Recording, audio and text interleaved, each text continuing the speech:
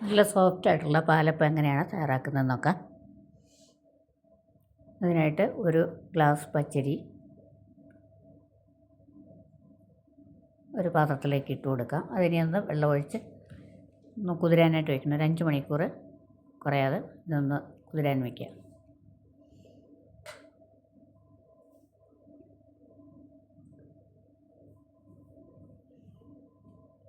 നല്ല പഞ്ഞി പോലെയുള്ള പാലപ്പം നമുക്കിത് തയ്യാറാക്കാം. ഇത് അടച്ചു വെച്ചൊരു 5 മണിക്കൂർ വെച്ചിട്ടുണ്ട്. 5 മണിക്കൂർ കഴിഞ്ഞു. നമുക്കിനി ഇതൊന്ന് നന്നായിട്ട് അരച്ചെടുക്കാം.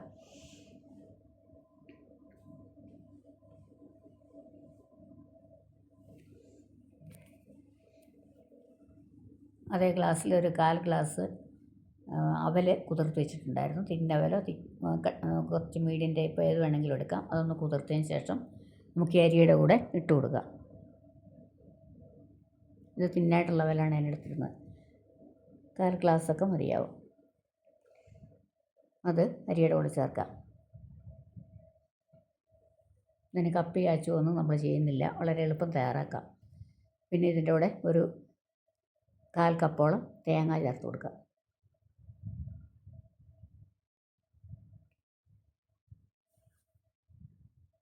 ആവശ്യത്തിനുള്ള വെള്ളം കൂടെ ഒഴിച്ച് വെള്ളം അതിന് സമമായിട്ട് നിന്നാൽ മതിയാവും. ആ രീതിയിൽ നമുക്കിതൊന്ന് നന്നായിട്ട് അരച്ചെടുക്കാം. ഒട്ടും തരിയില്ലാതെ അരച്ചെടുത്തിട്ടുണ്ട്. പാത്രത്തിലേക്ക് മാറ്റി വയ്ക്കാം.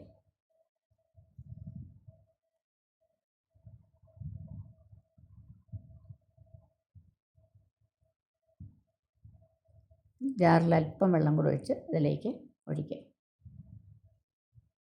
ഇത്രയുള്ള നമ്മൾ നല്ല സോഫ്റ്റായിട്ടുള്ള പാലപ്പത്തിൻ്റെ മാവ് റെഡിയായിട്ടുണ്ട്. ഇനി അതിലേക്ക് നമുക്ക് അല്പം ഉപ്പ് ചേർത്ത് കൊടുക്കുക.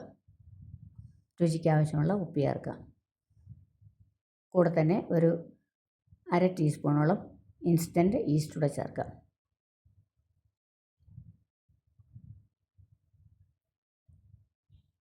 ഈസ്റ്റ് ചേർക്കുന്നതിന് വരെ അത് ഇഷ്ടമല്ലെങ്കിൽ നമുക്ക് തേങ്ങാവെള്ളം പഞ്ചസാരയിട്ട് പുളിപ്പിച്ചിട്ടുണ്ടെങ്കിൽ ചേർത്താലും മതിയാവും. ഇതിനെ നന്നായിട്ട് മിക്സ് ചെയ്ത് വയ്ക്കുക.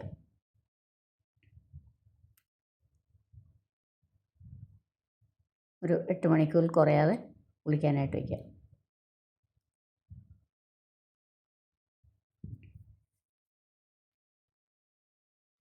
നെക്സ്റ്റ് ഡേ മോർണിംഗ് ആയി. നന്നായിട്ട് മാവ് പുളിച്ച് പൊങ്ങി വന്നിട്ടുണ്ട്. നമുക്ക് ഇളക്കി കൊടുക്കാം.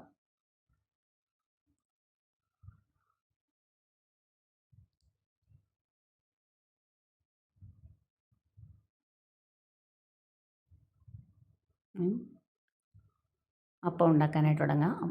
അപ്പച്ചട്ടി വെച്ചിട്ടുണ്ട്. അതൊന്ന് ചൂടായി വരുമ്പോൾ ചെറിയ ചൂടായി വരുമ്പോൾ നമുക്ക് മാവ് ഒഴിച്ച് കൊടുത്ത് അപ്പം തയ്യാറാക്കാം.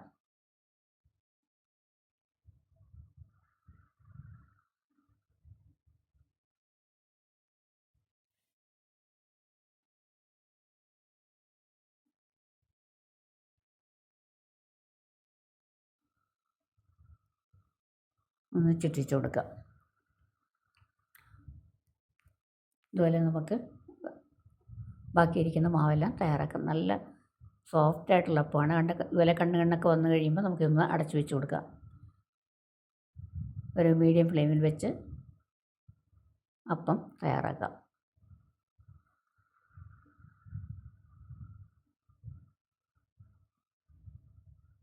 വീഡിയോ ഇപ്പം ഞാൻ ഇന്ന് തയ്യാറാക്കിയ പാലപ്പത്തിൻ്റെ റെസിപ്പി നിങ്ങൾക്ക് ഇഷ്ടപ്പെട്ടുവെങ്കിൽ ലൈക്ക് ചെയ്യാനും ഷെയർ ചെയ്യാനും സബ്സ്ക്രൈബ് ചെയ്യാനും ഒന്നും മറക്കരുത്. അതുപോലെ ഹൈപ്പ് ചെയ്യണം. നിങ്ങളുടെ വിലയേറിയ നിർദ്ദേശങ്ങളൊക്കെ അറിയിക്കാനും മറക്കരുത്. മറ്റൊരു വീഡിയോ ആയി നമുക്ക് വീണ്ടും കാണാം.